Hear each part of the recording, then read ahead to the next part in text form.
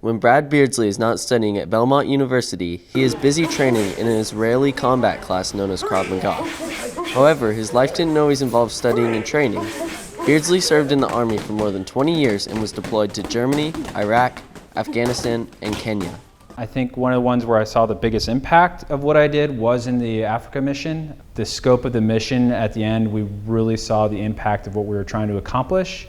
And even years later, some of my colleagues had told me when they were in Africa, some of the things I had initiated were still ongoing, and they said they were doing really well. Brad worked with youngsters in Africa to help them stray away from extremist ideologies in Somalia.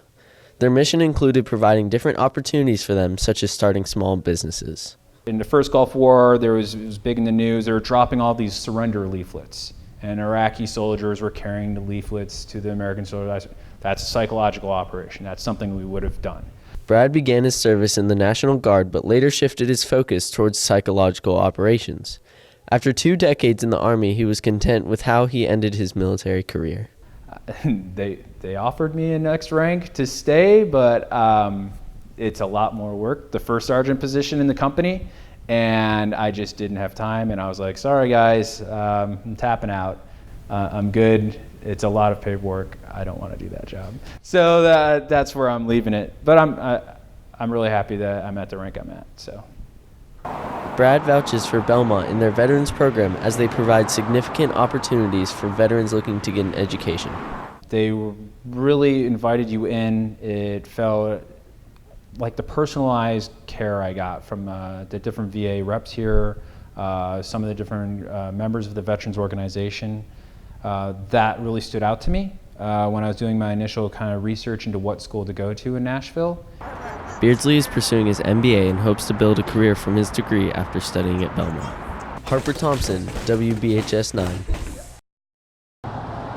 In the heart of downtown Nashville, Colonel John Crenson is in charge of Operation Stand Down Tennessee, a program that helps veterans return to civilian life. A veteran himself, John's inspiration to join the military came while he was in high school. I left to study in the country of Finland for a year. I was an exchange student for 1 year. And there were other exchange students from throughout Europe there, and every single one of them, except for those of us from the U.S., were going to be going into conscripted service once they turned 18. And that really struck me because I felt like I came from the freest country on earth, and I had no obligation to do anything. John spent 30 years in the Tennessee Army National Guard, 3.5 years of which were on active duty. During that time, he was deployed to Iraq and Afghanistan, as well as to Mississippi in response to Hurricane Katrina. During his time in the military, John learned many life lessons that he still recalls to this day. And I was doing pretty good as a cadet in ROT. I was an ROTC student at Marquette University in Milwaukee. And I had really started to get involved with things outside of ROTC, and so I blew off. I had made arrangements to meet with one of my military instructors because of something else that I had arranged to miss some training. But I also missed the rescheduled training. Not a good idea. And that instructor called me on the carpet in a very big way, and they even threatened to pull my scholarship and make me enlist. And then I'd be off to basic training before I graduated. I don't think they really meant it, but it scared me. so I straightened up, which is, it's a life lesson. You've got obligations, and you got to meet these obligations. Following his retirement from active duty, John found himself struggling to look for ways to get back into civilian life. And I really wasn't sure what I was going to do, so I kind of went back into some things I'd done before, but then the opportunity at Stand Down presented itself. The founding executive director, whom I knew, was retiring, and they were looking for somebody with some business experience and to help transform the agency from one that dealt with only chronically homeless veterans to, again, with veterans in transition. In addition to providing support for veterans and their families, Operation Stand Down offers legal aid for vets struggling to receive their VA benefits. It also helps with job skills and referrals to help them find employment, as well as providing basic necessities such as food. We still are all about working with chronically homeless veterans, but we've been able to see that number go down. So now more and more we're really trying to reach veterans as soon as we can in their transition to civilian life so we can get them off to a great start in the civilian world. So we connect veterans with resources, with each other, and then we connect the community with veterans as well. Colonel Crenson says the best way to help Operation Stand Down is to refer it to veterans who may be in need of their services, as well as attending community events and donating to the group directly. Noah True, WBHS 9. When Armando Garza was in high school, he wasn't sure what career path he wanted to take, but he did know that he wanted to serve his country. That led him to join the Navy.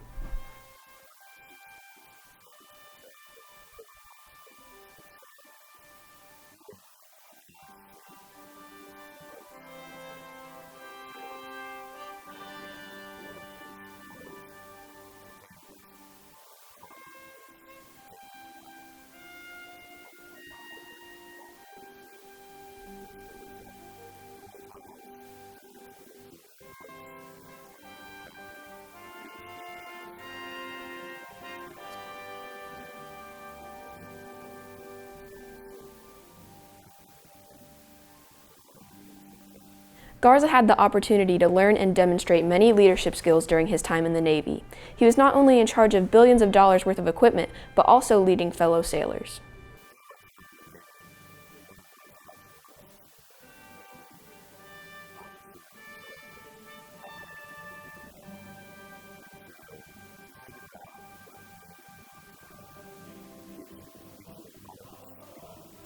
During his 5 years in the Navy, Armando Garza visited 23 countries, but his favorite place in the world is home with his wife, Shannon, and 2 children, Olivia and Hayden, who go to Brentwood High School.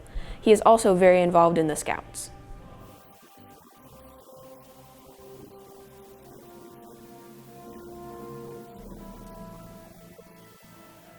Garza is in charge of sales and marketing for a company called U-Science, which helps people find their best career fit. Which is ironic because before he joined the Navy, Armando Garza couldn't figure out what he wanted to do. Eliza Linney, WBHS 9.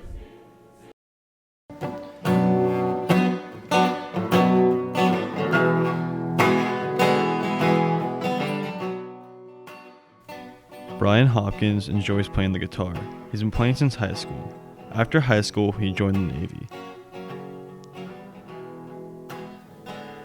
I enlisted when I was 17. I finished high school early and all my friends were going off to college. The first Persian Gulf War had just started and my family, we didn't have a lot of money, so I couldn't afford to go to college. I enlisted in Jackson, Mississippi. I'd never flown before, so my first flight, the first time I ever flew was flying to boot camp. I'd never really been away from home before. After boot camp, Hopkins was assigned to a ship named the USS Niagara Falls. His first deployment was to Thailand, but once he got on the shore, he was in for a big surprise. I'm dragging all my sea bag and my equipment, and I'm going to the beach to get on this boat, and it's in Thailand, and it's a nudist beach. And I've got all my gear and sea bag, and I'm lugging it through a nudist beach of old people that are all naked, and it was crazy. Even though Hopkins wasn't in combat, he still faced some dangerous situations. Before the USS Niagara Falls left port, out of nowhere, a thunderstorm quickly transformed into a Category 5 cyclone. As the storm hit, it hit so quickly, it ripped our ship off the mooring lines without our engine running, and it sent us basically just doing circles, spinning around the harbor. And this is a huge ship. There's close to 500, 600 people on it usually. We had no control over the ship. You could see about a foot in front of you, and our ship was literally, the buoyancy was being tested. After 4 years in the Navy, Hopkins not only learned diligence, but he learned how to be a more successful person. No matter what I face in life, I know that I can always draw back on this experience and say it's not as bad as this. I was able to climb over this wall, or I was able to get through this. I was able to, get through the Persian Gulf War. I was able to get through the Somalian conflict. I was able to, I know I can persevere and then also become, drive myself to get over those obstacles and be successful, I guess is the best way to say it. Luke Elwinger, WBHS 9 News. On the surface, Gary Reiser looks like a nice, low-key family man. He's married, has children, and loves to play with his dog Marley. But back in the 70s, things were a little different. I was in the Navy. Went in 78. While most sailors were sailing on their ships, he was under the water in the USS Bonefish 582 submarine. I was on one of the older ones. I was on a diesel electric. It was right after they started decommissioning all the old diesel electric subs. Even though he never went into battle, he faced a different battle back home. When I went in, it was right after Vietnam. So it was a little rougher time for kids going into the military. Right after Vietnam, nobody liked the military. So it was hard on all the kids going in. Reiser remembers being spit on while in uniform and being called names while walking through airports and in public. Everybody that you meet helps, especially when you go on when you're 17. It helps shape who you are and your outlook on life. Even though it was a rough time in his life, Reiser says he would do it all over again. Chad Barker, WBHS 9. You'll find Eric Bowen on the sidelines of all Brentwood High soccer games. The former BHS player now serves as an assistant coach, but right out of college, he served 5 years in the Army.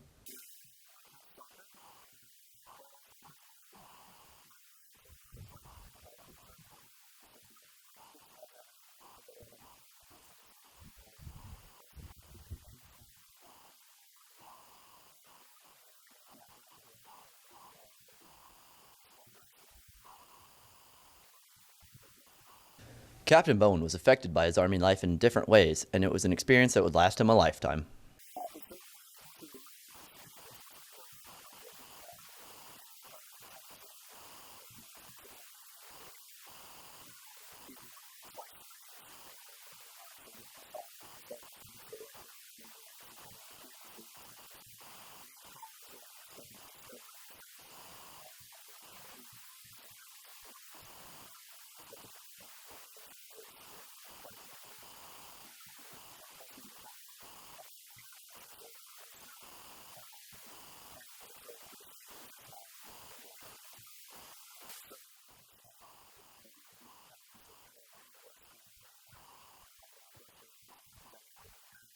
Captain Bowen has no regrets about joining the Army and would serve again.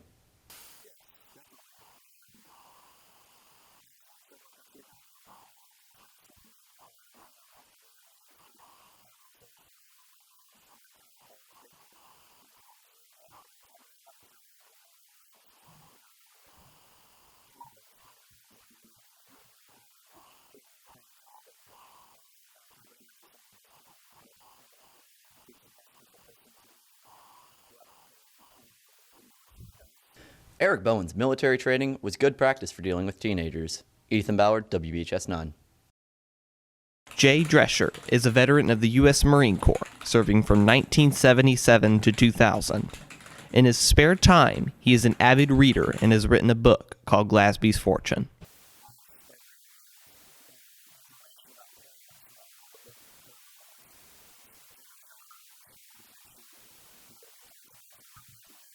Drescher retired from the Marines as a lieutenant colonel.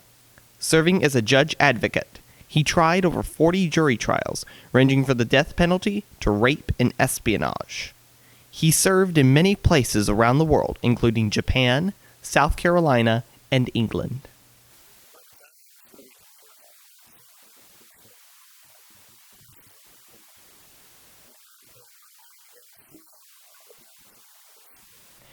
After the Marines, Drescher returned to Nashville and began practicing as an attorney representing Ford Motor Company in consumer cases.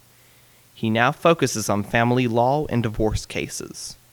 He says his experience from the Marines pays off.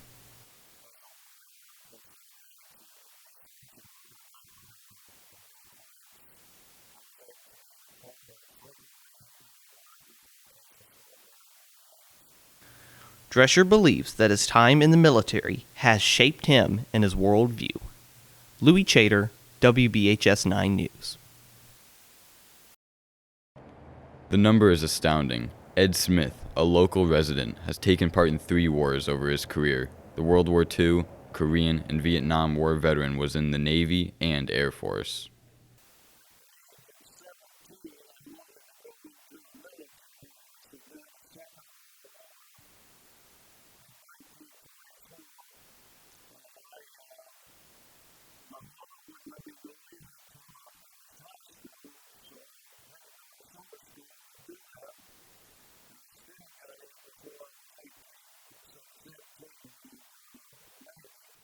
Smith spent 2 years in the Navy, later deciding that he would rather be a pilot, so he joined the Air Force. He spent 33 years in the military and retired as a colonel.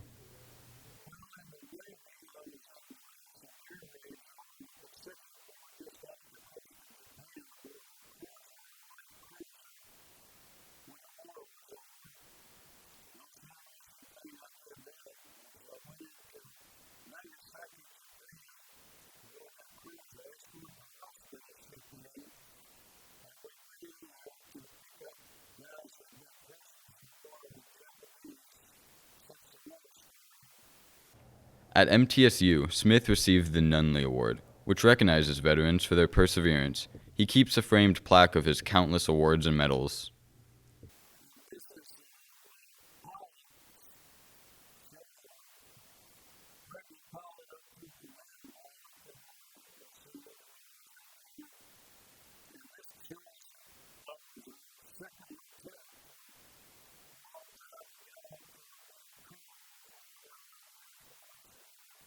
In his free time, Ed Smith enjoys reading and his family. Outside his door, Ed keeps models of his planes that he has flown over his time in the military. Keaton Hardwick, WBHS 9. Jared Radistock is a U.S. Army veteran. In his free time, he enjoys keeping himself busy and working around his Nashville home. I live here in Nashville, Tennessee now. A few things about me. I'm a division vice president of a company called ASE Direct. I run their pharmaceutical wholesale division. Attended the University of Alabama, master's degree from Middle Tennessee State University, and working on a PhD right now in business administration. I'm lucky enough to have a job that allows me to travel across the country for business and pleasure. Also, when I was working on my master's degree, I was able to travel to China and not only learn more about their culture, but bring a lot of takeaways from how the type of people that they are and incorporate into myself. Jared joined the Army after graduating from high school. He spent part of his 5 years of service in Afghanistan. I was a military police officer, first assigned to the 269th Military Police Company. At the end of my Army career, I was a part of the 1166 Military Police Company. So I wear this bracelet every day as a memorial to my first platoon leader, Lieutenant Eric Emmert. He died in Iraq in 2009. He was killed by somebody who was pretending to be an Iraqi police officer. My favorite part of being in the Army was definitely attending airborne school. They taught us how to jump out of airplanes and got to do it once a year until I got out of the Army to stay qualified. If I had to do it all over again, I definitely would. I may not have done some of the things that I did the same. I may have done things differently, but I definitely would have enlisted in the Army if I had to do it all over again. Jared is an excellent example to show what it is like to be a proud American. Macy Grubbs, WBHS 9.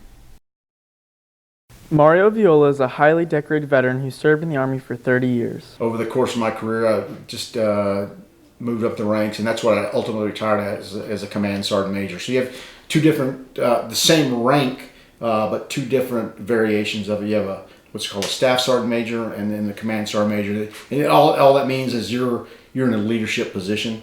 Mario's older brother left for the Army when he was young, and this experience influenced Mario to join the Army himself. So my oldest brother, he joined the Army in 1968, and I really looked up to him. I mean, there was a 15-year difference in our ages. So My dad was at work all the time, and really my oldest brother kind of filled some of that role. He was very encouraging to me about school and athletics, and just kind of in a lot of ways I really looked up to him. So when he went off and joined the Army, did 3 years in the 82nd Airborne. I mean, that really, I knew from a young age that's one of the things I wanted to do. But it was a more recent war that changed Mario's life. 9/11 was such a horrific event for our country. I mean, and I think anybody who witnessed it on TV or unfortunately was there at Ground Zero. I mean, you're never going to forget where you were during 9/11. So to go into Afghanistan and kind of try to take the fight to the folks that perpetrated that event, that had the most meaning. So I think for certainly for me, but I think for everyone that was associated with it, all the guys I went in with, you felt like you were really doing something that the nation counted on you to do. Mario Viola's accomplishments have been made into both books and a movie. He still serves our country by working with Special Forces every week. We thank him and all veterans for their bravery and service and dedication to our country. Nathan Zonarch, WBHS 9. Colonel Mike Bergstresser loves to show his shepherd dogs in competitions, but before that he served 28 years in the Air Force, winning several medals for his part in search and rescue missions. The experience are something he will never forget. College. I didn't see anything that I really wanted to do with my business degree, and I had a lot of friends that were drafted. I was not drafted because I had a high draft number, but I decided to join the Air Force because I always wanted to fly. My uncle had taken me to fly in a little plane a number of times, and so we joined the Air Force and went down to go to pilot training, and the rest is history. In the Air Force, he did some dangerous and exciting things. In 1977, we had a large deployment. We went to Shiraz, Iran, and that's when Iran was the good guys and the Shah of Iran was in charge there, and they were friendlies. So I went down there for about 2 months, and we worked with their Air Force and flew in airspace down there to fly against other aircraft and drop weaponry on some of their bombing ranges. During this time in the service, he encountered many dangers. But flying at night with night vision goggles in marginal weather is the most dangerous, and we gravitated as a military towards that during my time frame, from the initial night vision goggles, which were really heavy things you wore attached to your helmet, and they eventually got lighter and lighter, and it became better and easier. Mike Bergstresser did some remarkable things when he served our country and wants all Americans to honor veterans on this Veterans Day. Macy Grubbs, WBHS 9. This is Major Luke Emerson, a father, a husband, yet he still serves our nation with pride. I grew up here in Franklin, Tennessee. I'm a member of the Tennessee Air National Guard serving here in Nashville. In my spare time, I like to read. I'm a pretty avid reader, military history and historical fiction. Play a little bit of guitar, ice hockey, and try and work out from time to time. But Emerson hasn't only been in the National Guard. I'm in the United States Air Force, enlisted in 2006, commissioned as an officer in 2007. Went to pilot training shortly thereafter, 2007, 2008, in the C-130 Hercules. Been to Europe, been to Africa, South America, Central America, spent some time in Afghanistan as well. Veterans Day has a special meaning to Emerson. But I think one of the coolest things that Veterans Day provides is an opportunity to kind of look back through generations and think about the number of people and individuals, men and women, who have raised their hand, volunteered to serve, and defend our nation. And then the fact that that's done without any coercion and that's purely voluntary is, I think it's a pretty awesome thing. Major Emerson wants everyone to know that Veterans Day is a holiday that we should celebrate. Paxton Allen, WBHS 9. This is Alan Thaney. He is the father of 4 and a grandfather of 8. In his free time, he enjoys reading and solving puzzles. He was a major in the Air Force in the 1960s before he was forced to retire due to medical issues after serving for 14 years. I was in the 379th Bomb Wing. Major Thaney flew bombers carrying atomic weapons to Morocco during the Cold War. During a routine flight over North Africa, his B-47's landing gear got stuck. And immediately they got on the radio with the home base and with Boeing engineers in Seattle. Boeing built the B-47 to try to figure out what the problem was. Well, the short of the story is they flew that airplane for 24 straight hours, continually refueling it, and they couldn't figure out how to get the gear down. But to show you how good a pilot is, when they finally decided they had to land it gear up, they went to Torrejon, which is the civilian and military airport at Madrid, Spain. Foamed the runway, which was typical because you're landing with metal on concrete and they want some insulation and fire retardant.